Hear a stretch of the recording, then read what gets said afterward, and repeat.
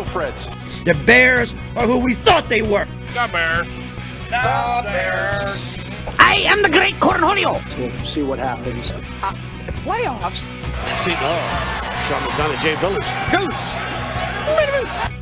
Can you play a song? Something cool. Put my mic on! I'm calling both games. Goes down the field for Smith. Oh, he got it! Seattle. We're getting ready for Cincinnati. What's going on, everybody? Welcome back to Mike's Madness, and in today's video we're going to be starting a brand new series of videos. It's more so like a podcast type deal, where it's going to have like a specific reason, or not a reason, but a specific purpose. That's it, a specific purpose and a, you know, just a set kind of theme, so to speak. So sorry, my nose was a little itchy. But yeah, this podcast, we're going to be calling it Mike's Memories for now. I haven't gotten any suggestions on what to call it. So I'm just going to kind of go with this. It was one of the first things that popped into my head, and that's what we're rolling with. So if you have any better kind of suggestions for what to call it, you can go ahead and put those down in the comment section down below. And before we get started, go ahead and like the button if you do end up enjoying the video. Comment down below for any suggestions, comments, you know, whatever you want to comment. That's what the comment section is for. Check the description for links to my Twitter feed, my Twitch channel, my Twitch link. There's one video up right now, which was the live stream from this past Sunday, which got, sorry, my nose is so itchy, my goodness. But yeah, that's the stream from Sunday, which got a decent amount of views for what I've been averaging, so I was really pleased with that. And I'm probably going to be using the Twitch channel more often, so you're definitely going to want to go check that out. Again, that link to that will be in the description down below.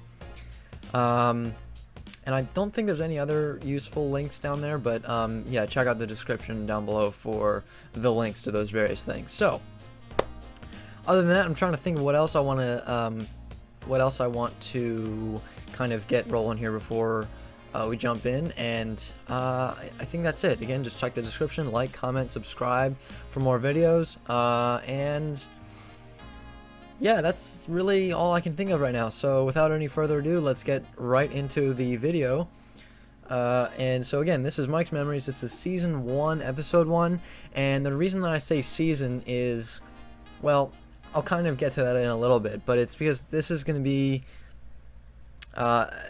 you know, the set like storytelling of going to Maryland basketball games with my dad, and the other seasons are going to be like, you know, season, quote unquote.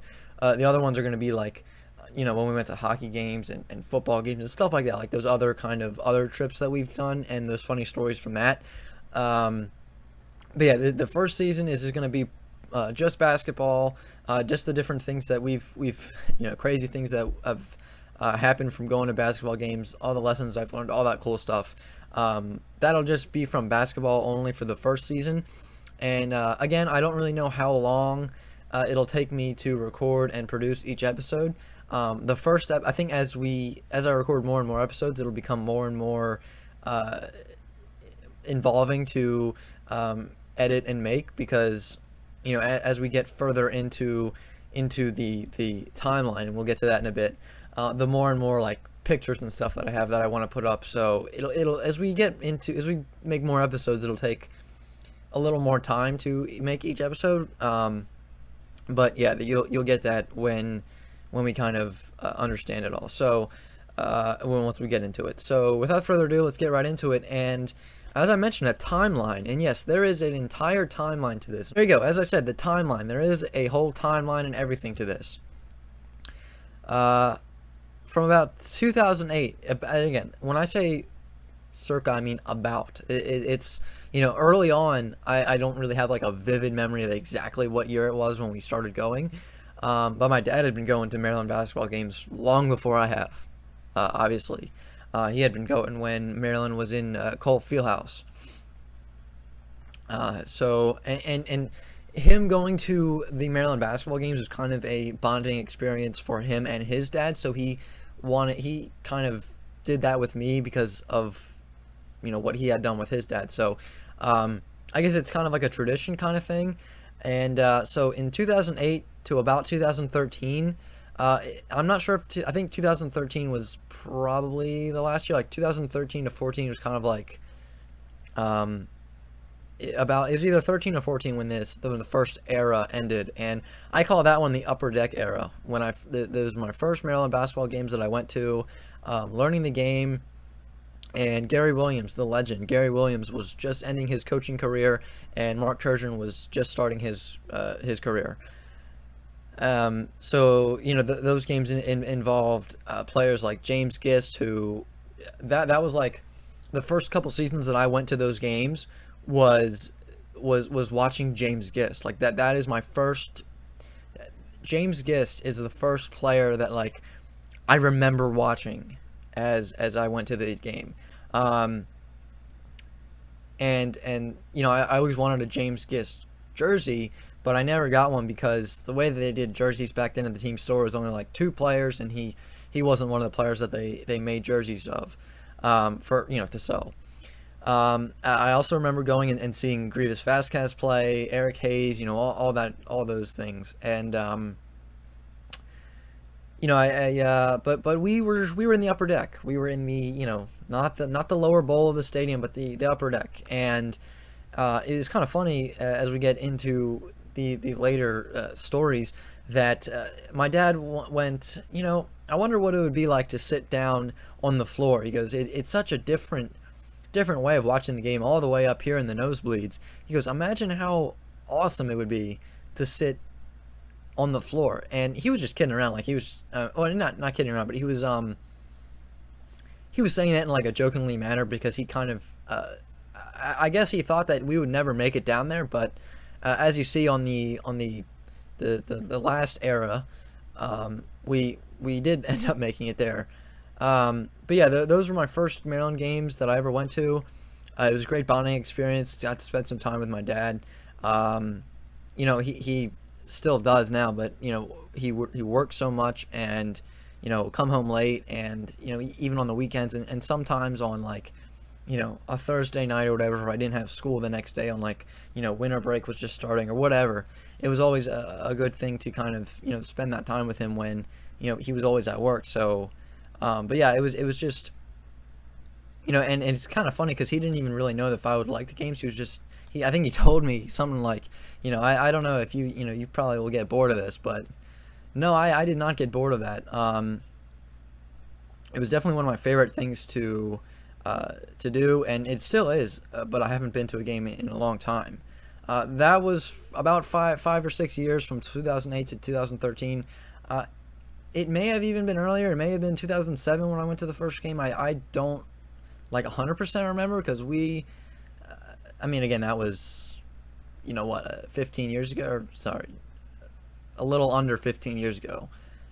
You know, I'm not going to remember too many vivid details from that long ago when I wasn't even 10 yet. So, but yeah, that's the Upper Deck era. And then 2014 started the StubHub era, which I like to call it. We had better season tickets. They were down in the lower bowl. They were, and if you've ever been to Xfinity Center, and I probably should have put a picture up here. Actually, let me see if I can get one up here real quick. Xfinity Center seating chart.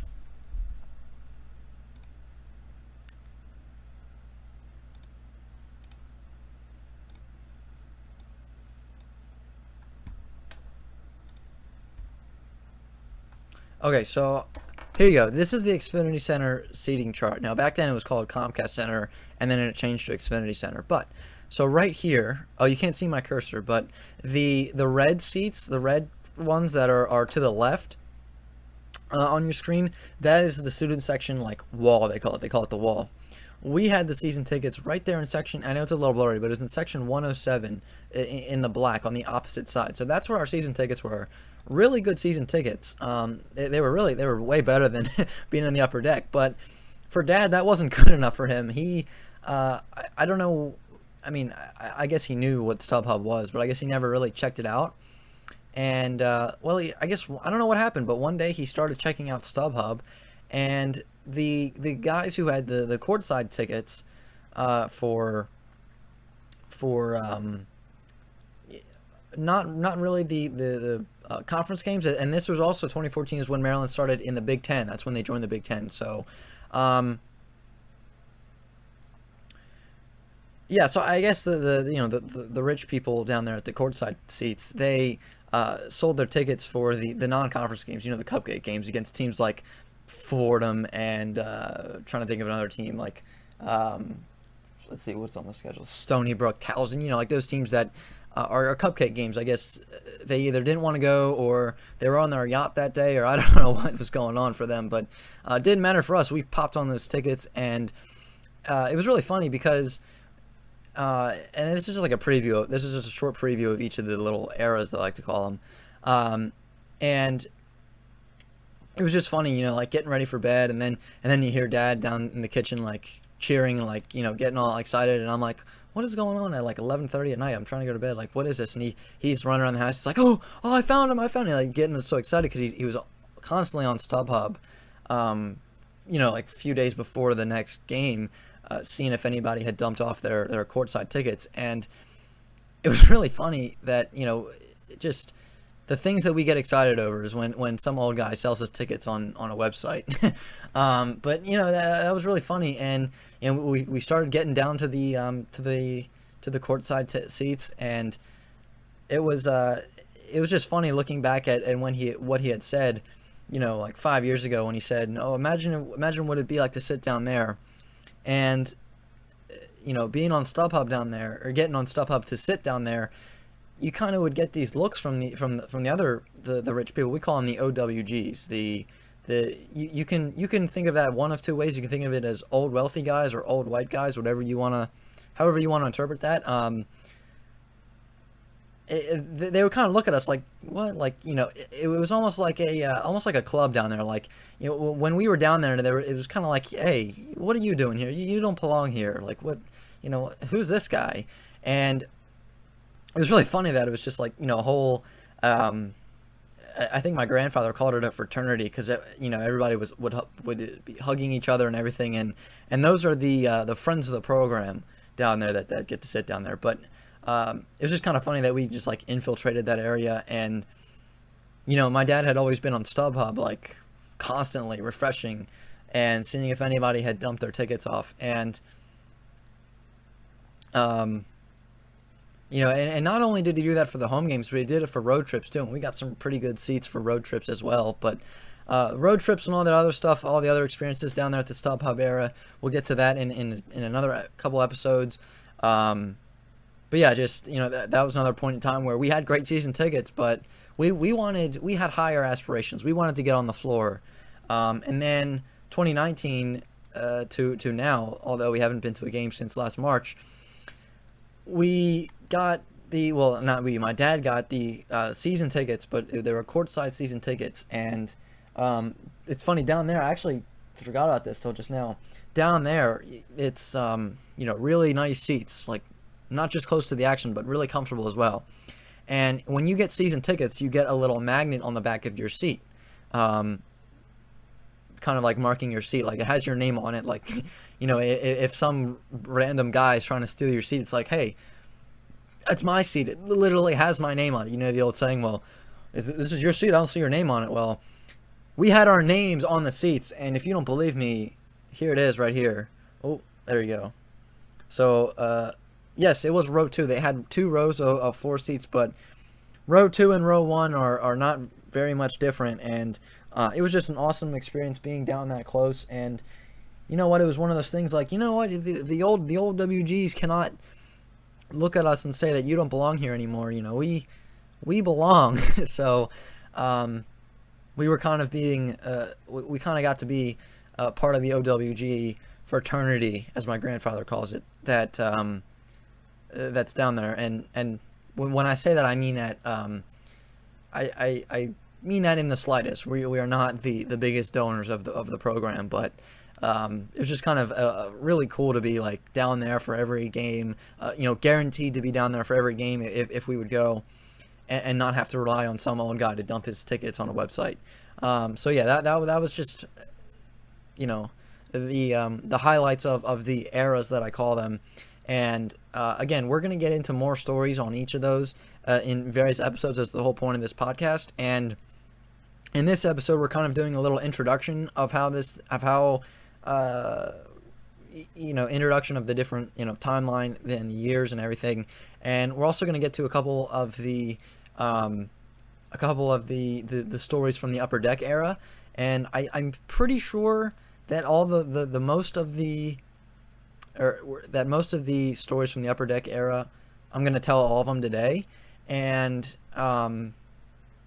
as we move forward and make more episodes, or as I make more episodes, I don't know why I'm saying we, but the amount of like stories in an episode will become less and less, because I will have more vivid memories and details of those stories, because it makes sense. I would have more memory of an event that happened in 2016 than I would if it happened in 2010. So, but yeah, we're gonna get to the first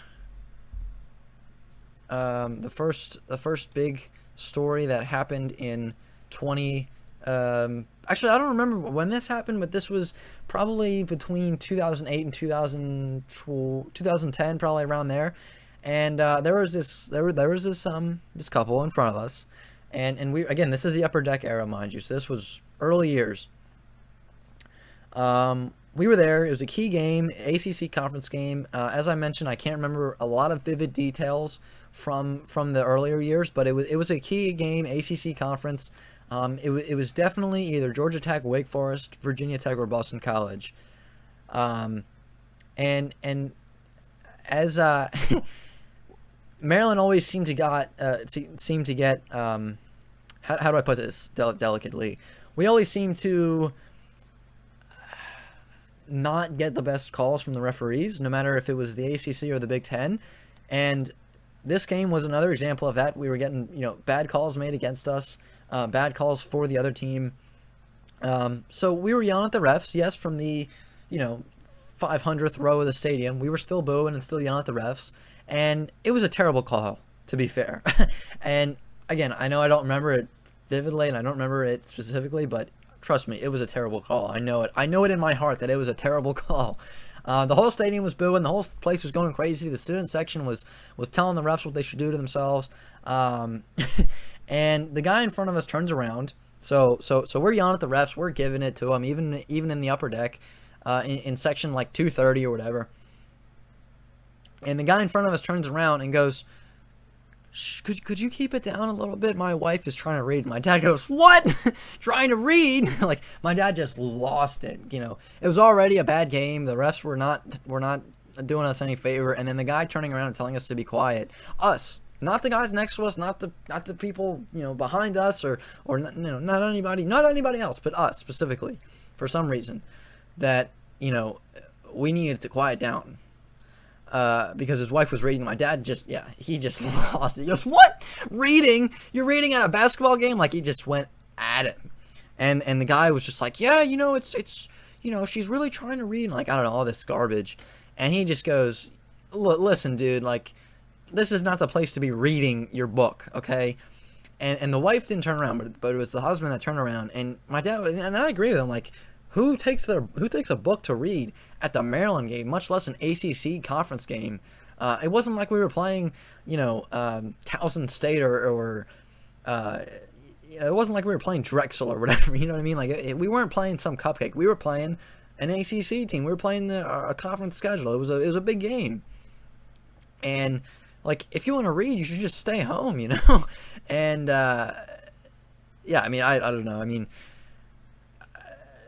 it's just to this day I just don't understand the reason for to be reading at a basketball game, much less a key conference game. And so the guy goes, you need to keep it down or whatever. And my dad's like, after a little confrontation, my dad just goes, yeah, whatever, like, leave us alone, dude.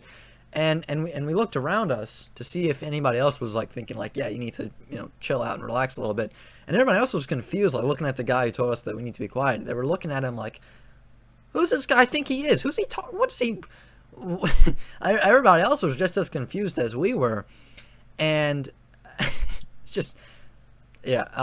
And so the guy turns around, and then, you know, a couple minutes later, another bad call happens, and the whole stadium's losing it again. And my dad goes, my dad's looking at the guy, and the guy didn't turn around, but my dad's looking at the guy, and he's going, because the whole stadium's going crazy, right? But we didn't get loud. We just were mocking the guy. My dad specifically, I was just kind of standing there, like not sitting there, it's not saying, but sitting there, not really knowing what to do because I didn't want to get yelled at by some guy and his reading wife. And mind you, at the time I was only like 10 or so, so I wasn't too bold yet.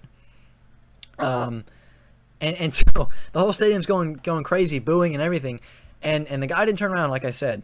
But my dad's going, oh, you know, too loud. And he looks at the guy, he's going, you know, making all these funny faces out of him. And you know, we were just laughing at the guy, and I don't think he knew it, or maybe he did and he just wanted to turn it around. But then a few minutes later, about, you know, 5-10 minutes later, yet another bad call happens, or something happened. You know, maybe it was a no call, or I don't know what it was exactly, but it was something bad. And once again, as always, you know, the whole stadium's going crazy. The student section is losing their mind, not in a good way. And this time we let the refs hear it as well, again, from the upper deck, from the, you know, section 238 or whatever it was.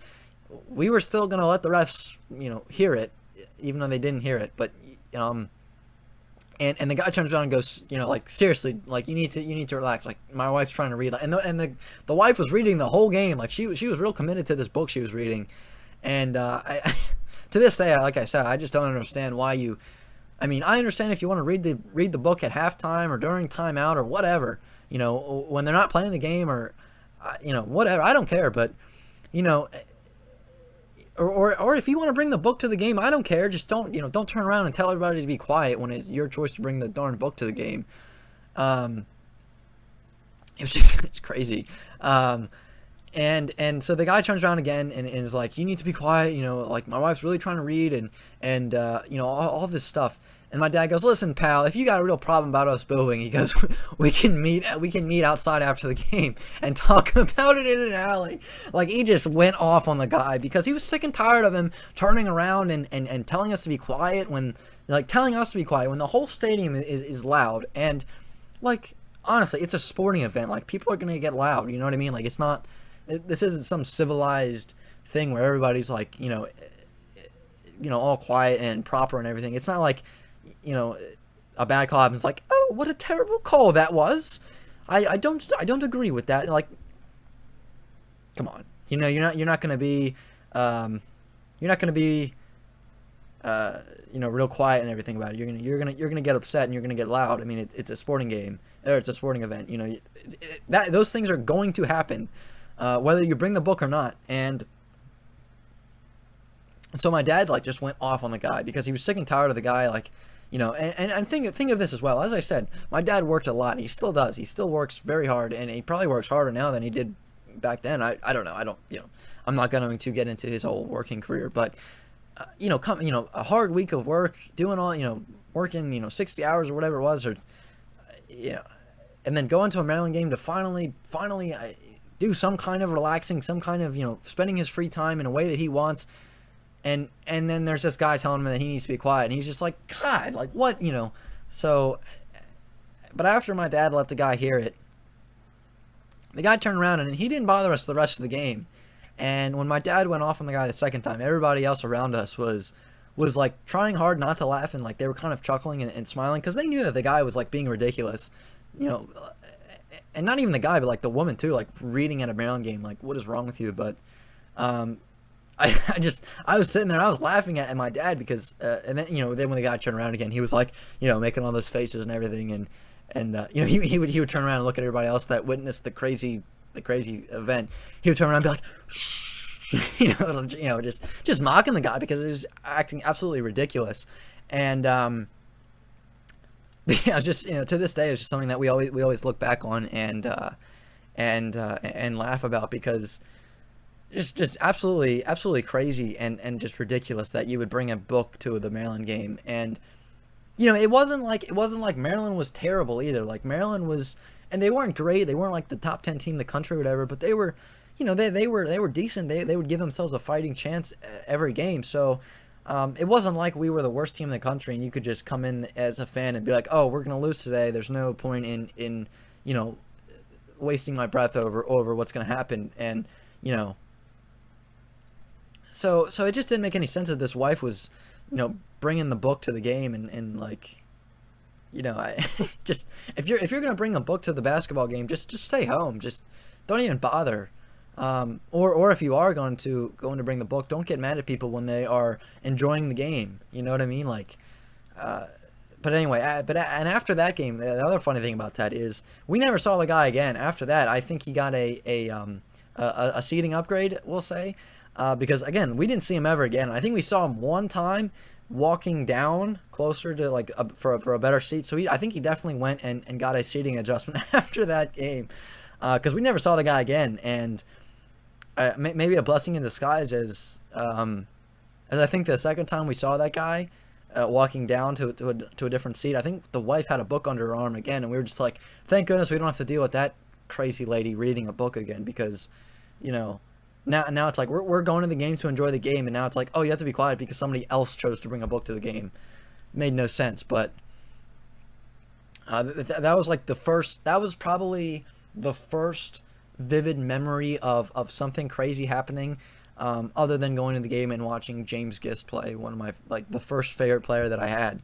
But yeah, I think that's just one of those, that's another one of those things that, and you're gonna hear this a lot, but that's one of those things that I probably will never forget. And I don't know if I necessarily learned any lessons from that, other than, like, you know, some people are crazy and you just can't really you can't control what other people do. But yeah, I mean, at that young age, I don't know if I necessarily learned a huge lesson on that, but looking back at it, I think I definitely, something I can take from that now is that you cannot control people. You know, people, if the wife's going to bring the book to the game, she's going to bring the book. You can't, you know, you can't tell the usher, hey, this lady's going to bring a book. You need to, you know, like, there's no controlling other people. Other people are going to do what they're going to do, and you just gotta do what you want to do, man. Like, and you can't let other people control you. You know what I mean? Like, you just got to be yourself. So, but yeah, just a funny thing that that somebody would be reading a book during the game, and this wasn't like early in the game. Like, this was late in the game, like last 10 minutes of the game, and it was close. And another, like, smaller funny thing that I'm thinking about now that I just popped in my head is, like, what were we doing yelling at the refs from the upper deck? Like, you know what I mean? Like, who, you know, being closer to the action is different because they can probably hear what you're saying, you know, and they're not going to be paying attention to what Mike Z is saying from the floor seat or whatever. But you know, they're definitely going to pick up something that you might say to them, but like what were we thinking? Like, did we seriously think that that the ref would hear what we would say all the way from section 238 or whatever it was? I don't know. Oh wait, hold on. I might have a ticket. I did save a few tickets from those games. I will go get them, and after this, I'll go get this after this and see if this section is on it, and then maybe I'll put it on there and say this is what section we were sitting at. We moved around in the upper deck a few times. We had a few different season ticket spots, but yeah, that was the first big event, crazy fan interaction that we had, or that I remember. I'm sure my dad has plenty of crazy stories with fan interactions from when he went to the game with his dad and everything like that. Another funny story. This was 2012. Now this is already I'm remembering more and more details, and it was 2012 game against Boston College. Terrell Stoglin was lighting up Boston College. I think he had like 14 points in the first half. He wound up having 24 points the whole game. He was 5 for 8 for 3-pointers. He hit 5 3-pointers. I think that broke Vasquez's record, Drevis Vasquez. But yeah, he was going off, and I don't know if my dad had got the tickets off of StubHub or if he had called some ticket representative guy. Like, I don't know how he got them, but I think it was one of those games where, like, the students are on break or whatever, so they were selling the tickets in the student section, and I think we got either like the thirst. Wow. The third, second, or first row on the wall, as I showed you before, the red section, the wall, and so we were pretty close. It was probably the closest that I had sat to this point, and so yeah, so we had some pretty good seats. Terrell Stoglin was going off, and we were playing Boston College, as I mentioned, and we had they were giving out some free sample thing at the concourse. I think it was one of those like energy drink things. It was not energy drink, but it was one of those how do I put this? It was one of those like little things that you squirt in your water and it makes it like flavorful. I think it was called Mio or something like that. It was something like that, where you squirt it in your water and it gives you like I don't know if it was like an energy, it makes your water into an energy drink, or if it was like Powerade, like electrolytes or whatever, like one of those drinks. But I'm pretty sure it was called Mio, and they were giving out free samples, and we didn't really know how it worked, so we just tried the free sample of the Mio or whatever it was called, and I don't know, I don't know if we like didn't drink it right, like I don't know what happened, but whatever it was, both of us, not just me, but my dad as well, we both kind of were having some stomach issues after that, and we weren't feeling too good. We didn't think we would have to leave the game, or we didn't think we would get sick. And we also had some bad fries or whatever. I think we had gotten dinner before the game, and we stopped at like a burger place or whatever. So we had some fries, and I don't know, I guess maybe the fries were bad, maybe the burger was bad, I don't know, but I do remember that the fries didn't taste good. But for whatever reason, I guess I was hungry, and I was just saying, whatever, I'm gonna eat them anyway. So anyway, we're at the game. It's probably it's either late first half or early second half, and I turn to my dad and I say, Dad, I'm not feeling so good. I think I'm gonna be sick. And he goes, nah, you'll be okay. You'll be all right. It'll be fine. He goes, and he gave me a water or a soda or something. Here, drink this. You probably just need something to drink. You'll be fine. And I said, okay. I had something to drink, and I think I managed for like another 5-10 minutes. Not 5-10 minutes of game time, but 5-10 minutes of real time. And I said again, I turned to him, I said, Dad, I'm still not feeling good. And I was just like, whatever, I'm not feeling good. I don't think I'm gonna make it.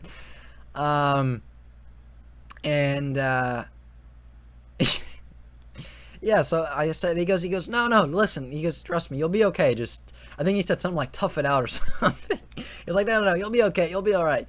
And I said, okay, and I'm sitting there and I'm like, clutching my stomach, like trying to drink the water or whatever. I'm like, oh my God, I just don't feel good. And a couple minutes later, I just turn, not too Dad, but I turn the other way and I just go, I just absolutely throw up. Like I told him I was gonna throw up, and he didn't. He said I'll be fine. So I was like, okay, but I couldn't manage it anymore. I couldn't hold it down any longer, and I let her rip. And not the whole student section, but everybody in probably like a 3-row radius of me cleared out. Like you would have thought that. I mean, you would have thought that somebody let a big fart happen. Like I don't know, like the whole, like it cleared out. Like if you would have watched on television, you'd be like, what happened in that little spot? Like it trust me, like everybody just got out of there. And of course, again, this was about 9 years ago, but of course there was a bunch of girls sitting behind me. I think they were definitely college students, I think. And I threw up, and they were like, ah! They screamed at the top of their lungs. It just absolutely, like, they ran for the hills. I mean, like, you would have thought that, like, we had a gun on us or something. I mean, everybody just cleared out. And my dad didn't even notice at first. That's the funny thing. He didn't even notice. I got done doing what I was doing, and I turned over, and he was watching the game. He didn't even pay attention. He didn't even know what happened. And I kind of nudged him with my elbow. I said, Dad? And he goes, yeah. I turned around, he goes, yeah. He goes, oh my God. Oh, it was so funny. Yeah, so he's like, he just totally was, I guess he was just in the zone, man. Like, he was down there, had really good seats. It was a good game. We were doing well, and he was just in the zone. You could have told him that there was a fire, and he would not have moved. And I said, yeah, Dad. I was like, because I turned over and I was like, how did you not notice that? I just like emptied my guts on the floor, like, come on, Dad, I just puked in the student section. I just puked, like we gotta go get cleaned up or something. Like I need something. I can't just sit here. And he was like, yeah, what's wrong? So he goes, oh my God. He goes, okay, all right. I guess you won't be okay. He goes, well, the good thing is you'll feel better soon. And he goes, oh, okay. I guess, whoa. He just like started, I guess, kind of panicking a little bit because he didn't really know what to do. You know, the realization that I had just gotten sick, I think, just kind of hit him. He was like, oh my God. Like, he was like, okay. Like he was a little frantic, and he was like, okay, let's go to the bathroom. Let's go to the bathroom. So we got up to the concourse. We went to the bathroom, got myself cleaned up, you know, washed my face or whatever, cleaned me off as best I could, and the funny thing is that not only was he so focused on the game that he didn't notice it, and the whole student section cleared out, but the biggest thing was that, sure, I got sick, and I could have been like, Dad, I told you I was gonna get sick. Like, why didn't you listen? You know, I could have been like that, but no, I wasn't worried about any of that. What I was worried about was the poster. And like that was my biggest worry. I was like, what about the poster? Like, after I cleaned myself up, I said, is the poster okay? Like, is the poster clean? Like that was my biggest worry, was I gonna be able to take the poster home with me? And if you don't know what I'm talking about, you're like, what poster are you talking about? Well, you might be able to see right behind me, and I'll flash up a video of this here. That, you know, here you go. Every game, and these ones are from more recent games. The smaller posters, like the one, not those are like the big posters they had at the beginning of the season, but like these posters down here are like they hand out a poster of a player or a coach every game, and I believe the guy on the poster of that game was, I think P. Howard was the guy on the poster of that game. And you know, that was one of the things that, as soon as we got into the stadium, that was the first thing I would go look for, was where the table with all the posters on it. And they were free to take, you know, it was just whatever. It was a huge stack of them, free to take however many you want. And I had always gotten one or two, and occasionally I had, on the back of the poster, it had like, you know, the headlines, like who was coming in this game on a hot streak, you know, the scouting report for the other team, and also on the back of the poster, they had like a box score that you could fill in, and it had, like, you know, field goals. You could circle the 2 for a 2-pointer made. You could circle a 3 for a 3-pointer made. All that kind of stuff. And then on the end, you could put like how many total points they had. All that kind of stuff. And occasionally, I had taken 2, one to fill out, and the other one I just would put on the wall in my bedroom, as you see behind me. But yeah, I had gotten sick. I still wasn't feeling great. And you know, my jacket was a little worse for wear. We were in the bathroom, but I was mostly worried about the poster. I was worried about, could I take the poster of it? And my dad shows me the poster, and it was not gonna be just forget about it. And I said, oh, okay. I said, okay, throw it out. But before I said throw it out, I think I said something like, is there any way we can clean it off? Like, I guess I was really determined to take the poster home. And I think my dad said something like, enough with the poster. Like, let's get you cleaned up, and we're gonna go. Like, he didn't want me to throw up again, so he's like, well, we're gonna go. So we get in the car. He told me, and I was still young, so I would have sat in the back anyway. But he goes, you sit in the back. We took plenty of like grocery bags type deal, and you know, I said, here, like, just lay down in the back of the seat. I don't care about your car seat or and again, I was like 9 at the time or whatever. He goes, you know, like I don't care about the you know, about the car seat, the seat belt. Just lay down, whatever, you know, whatever makes you feel better.